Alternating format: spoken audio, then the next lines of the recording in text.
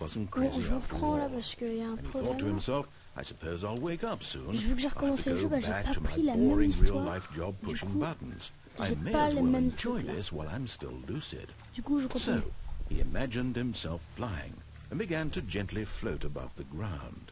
Wow. Then he imagined himself soaring through space on a magical star field, and it too appeared. It was so much fun, and Stanley marveled that he had still not woken up. How was he remaining so lucid? And then perhaps the strangest question of them all entered Stanley's head. One he was amazed he hadn't asked himself sooner. Why is there a voice in my head dictating everything that I'm doing and thinking? Now the voice was describing itself being considered by Stanley, who found it particularly strange. I'm dreaming about a voice describing me, thinking about how it's describing my thoughts, he thought. And while he thought it all very odd, and wondered if this voice spoke to all people in their dreams, the truth was that, of course, this was not a dream. How could it be? Was Stanley simply deceiving himself, believing that if he's asleep he doesn't have to take responsibility for himself? Stanley is as awake right now as he's ever been in his life. Now, hearing the voice speak these words was quite a shock to Stanley. After all, he knew for certain, beyond a doubt, that this was in fact a dream. Did the voice not see him float and make the magical stars just a moment ago? How else would the voice explain all that? This voice was a part of himself too. Surely, if he could just... He would prove it. He would prove that he was in control, that this was a dream. So he closed his eyes gently, and he invited himself to wake up. He felt the cool weight of the blanket on his skin, the press of the mattress on his back, the fresh air of a world outside this one. Let me wake up, he thought to himself. I'm through with this dream. I wish it to be over. Let me go back to my job. Let me continue pushing the buttons. Please, it's all I want. I want my apartment, and my wife, and my job. All I want is my life exactly the way it's always been. My life is normal. I am normal. Everything will be fine.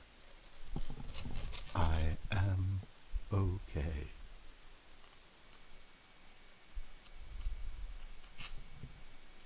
Oui, il y a moqué aussi, mais c'est pas tout ça, mais c'était peut-être que Stanley began screaming.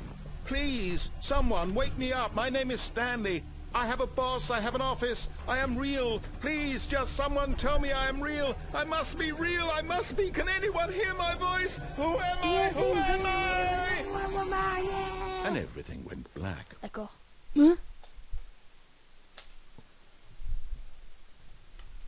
This is the story of a woman named Mariella. Mariella woke up on a day like any other.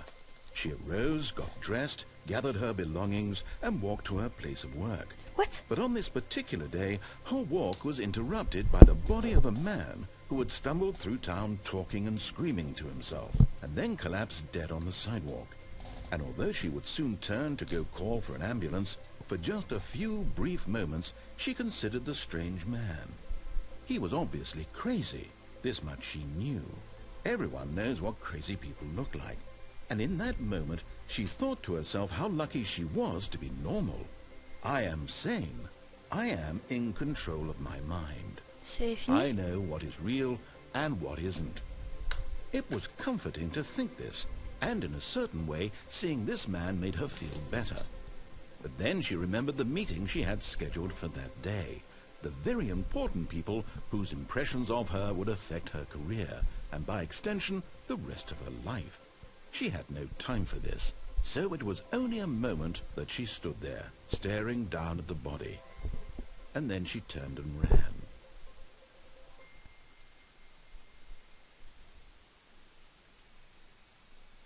Bon, it's never the end, hein. C'est pas fini, hein. Ça pouvait pas être fini quand même. Le mec, il était mort. Mort en deuxième... Oh non, oh non, oh non, je me retape le niveau entier. Fais chier. All of his co-workers were gone. What could it mean? Stanley decided to go to the meeting room. Perhaps he had simply missed a memo. Donc on va pas prendre cette porte, on va prendre l'autre, hein, parce que vu qu'on vient de crever en la When prenant. Stanley came to a set of 2 open, this was not the correct way to the meeting room, and Stanley knew it perfectly well. Perhaps he wanted to stop by the employee lounge first, just to admire it. Ah, yes, truly a room worth admiring. It had but eager to get back to business, Stanley took the first open door on his left. And so he detoured through the maintenance section, walked straight ahead to the opposite door, and got back on track. Yet there was not a single person here either. Feeling a wave of disbelief, Stanley decided to go up to his boss's. Stanley stepped into the broom closet, but there was nothing here, so he turned around and got back on track. Non. Ok.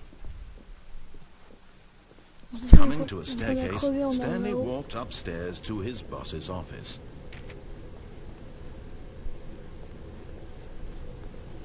Et on réarrive à l'endroit où on était l'autre coup. Oh, cool. Yes, it's cool, yeah. Stepping into his manager's office, Stanley was once again stunned to discover not an indication of any human life.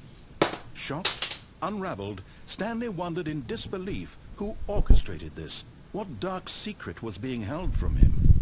What he could not have known was that the keypad behind the boss's desk guarded the terrible truth that his boss had been keeping from him. And so the boss had assigned it an extra secret PIN number. 2845. But of course, Stanley couldn't possibly have known this. Yet incredibly, by simply pushing random buttons on the keypad, Stanley happened to input the correct code by sheer luck. Bon, sauvegarde.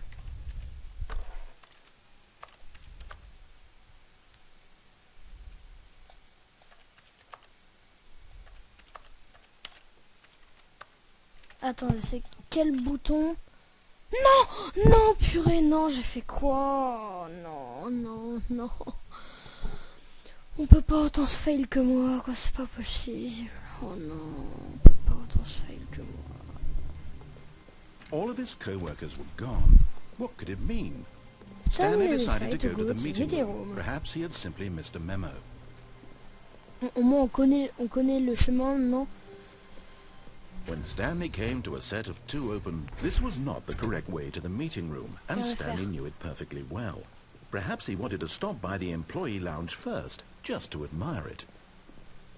Wow, yes, this room. But eager to get back to business, Stanley took the first open door on his left. And so he detoured through the maintenance section, walked straight ahead to the opposite door, and got back on track. Yet there was not a single person here either. Feeling a wave of disbelief, Stanley decided to go up to his boss's office, hoping he... Oh no, no, not again. I won't be part of this. I'm not going to encourage you. I'm not going to say anything. Coming to a staircase, Stanley walked upstairs to his boss's office. Voilà. Alors maintenant on va sauvegarder vraiment.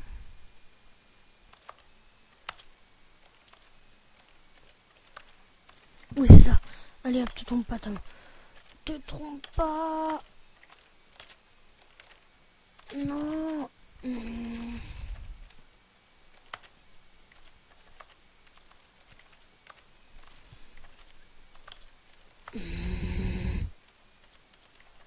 C'est pas, donc c'est forcément là. Oh, alléluia. Donc c'est... C'est où la sauvegarde? Oh non, ils ont foutu ça à la place. Contrôle. Bon.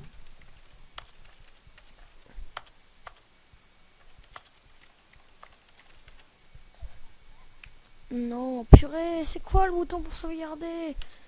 C'est pas F6?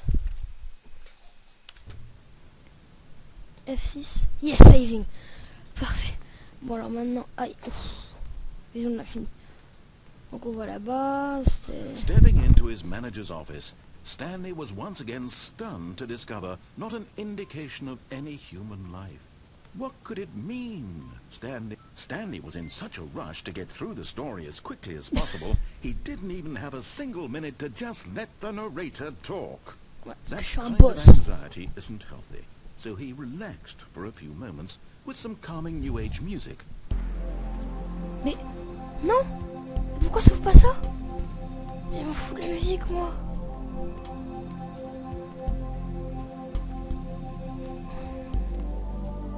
Feeling soothed and rejuvenated, Stanley calmly walked forward into the opened passageway.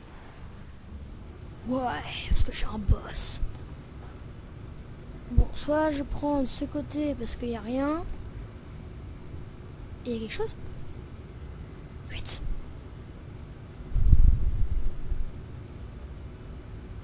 Ah non, en fait, il n'y a rien, il y a juste une... un truc qui sert à rien. Le bouton rouge!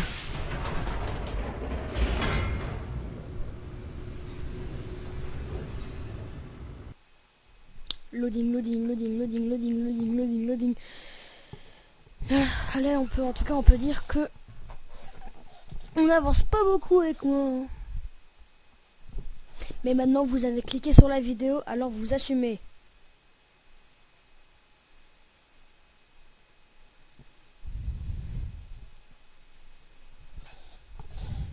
Et maintenant, vous regardez jusqu'à la fin. Stanley realized he felt a bit peculiar. It was a stirring of emotion in his chest, as though he felt more free to think for himself, to question the nature of his job. Why did he feel this now, when for years it had never